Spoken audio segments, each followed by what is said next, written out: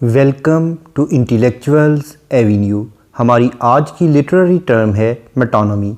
Metonymy का मतलब है किसी चीज़ को एक ऐसी चीज़ से कंपेयर करना जो कि उसके साथ कोई ना कोई ताल्लुक़ ज़रूर रखती हो। अब हम आते हैं इसकी डेफिनेशन की जानिब। Metonymy is a figure of speech that replaces the name of one thing with the name of something else closely associated with it. यानी इसका मतलब है किसी चीज़ को किसी दूसरी ऐसी चीज़ के साथ रिप्लेस कर देना जिसके साथ इसका कोई बहुत ज़्यादा करीबी ताल्लुक़ हो। अब हम आते हैं इसकी एग्ज़ाम्पल्स की जानिब, जैसा कि द बोतल फॉर अल्कोहलिक ड्रिंक, यानी कोई शराब या वाइन वगैरह के लिए बोतल का लफ्ज़ इस्तेमाल करना। द प्रेस फॉर जर्नलिज़म, और सहाफ़त के लिए प्रेस का लफ्ज़ इस्तेमाल करना। स्कर्ट फॉर वुमन, और किसी औरत के लिए स्कर्ट का लफ्ज़ इस्तेमाल करना। मोज़ार्ट फॉर मोज़ार्ट्स म्यूज़िक, मोज़ार्ट की मौसीकी के लिए सिर्फ मोज़ार्ट का वर्ड यूज़ करना। The Oval office for the US presidency, यानी अमेरिकन प्रेसिडेंसी के लिए ओवल ऑफिस का वर्ड यूज़ करना।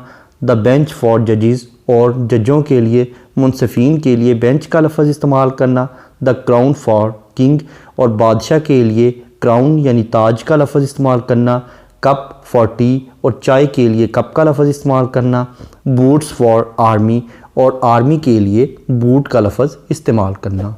ये वो तमाम अल्फाज हैं जिनका उस लफ्ज़ के साथ बहुत गहरा ताल्लुक़ है जिसके साथ उसे रिप्लेस किया जा रहा हो।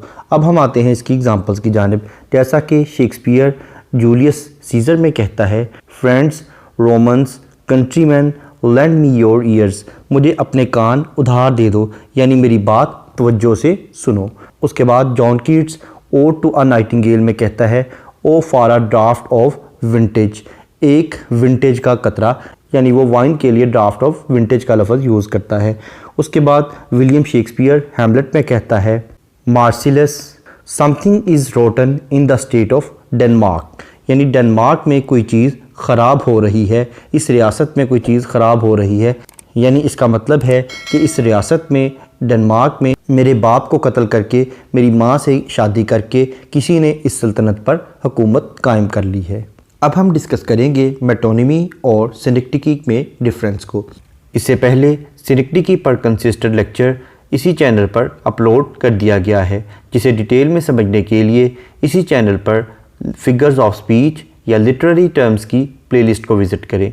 इसके साथ साथ सिनेक्टिकी पर कंसिस्टेंट लेक्चर का लिंक नीचे डिस्क्रिप्शन बॉक्स में भी मौजूद है।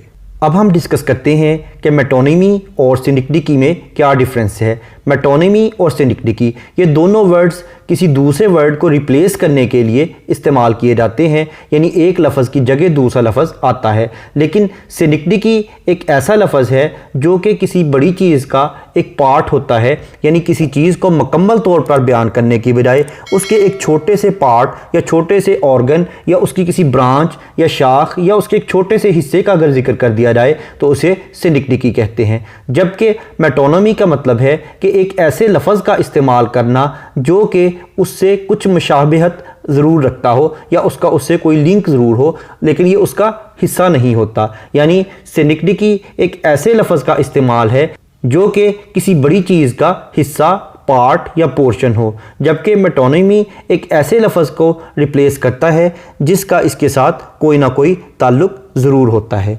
अब हम देखते हैं कि मेटोनिमी और मेटाफर में क्या डिफरेंस है। मेटाफर भी किसी लफ्ज़ को दूसरे लफ्ज़ के साथ रिप्लेस किया जाता है, लेकिन इन दोनों का आपस में कोई ताल्लुक़ नहीं होता, बल्कि इनकी क्वालिटीज़ का आपस में कोई रिलेशन होता है।